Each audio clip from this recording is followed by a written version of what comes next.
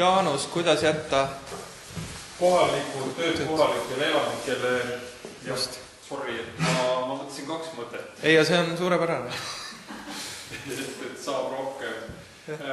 Esimese hooga me jõudsime kohaliku omavalitsuseni ja täiesti õige, et tegelikult siin on kohaliku omavalitsuse tasandil on väga palju võimalik ära teha ja kas või kohalike tööde ja nende riigihangete koha pealt tuleks ikkagi ametnikel vaadata seda, et kirjutada sisse sätted, et eelistada kohalikku tööjõudu, ettevõtjat, inimest.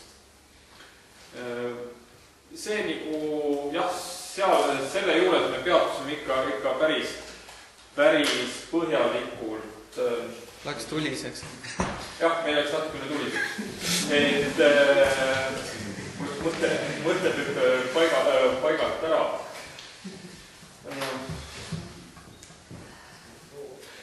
Jõudsime uuesti mõtte peale. Jõudsime sinnamaani välja, et oleks vaja tegelikult need kohalikud tööd ära kaardistada, et mis need tööd on.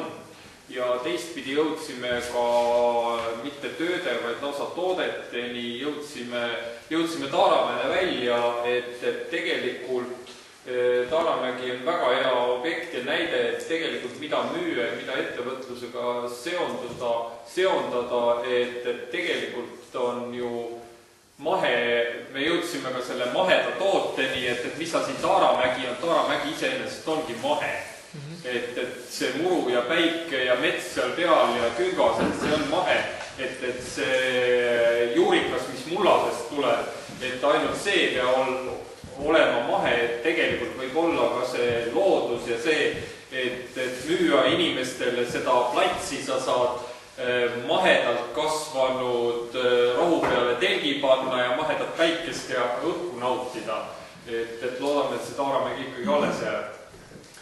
Ja väga palju sõltubki inimestest endist koha peal ja tuleks vahetada ka infot ettevõtluse osas ja tuua ka koolitust koha peale, et kohalikule maainimesele anda õpetust, et ta saaks kohalikus ettevõtluses osaleda.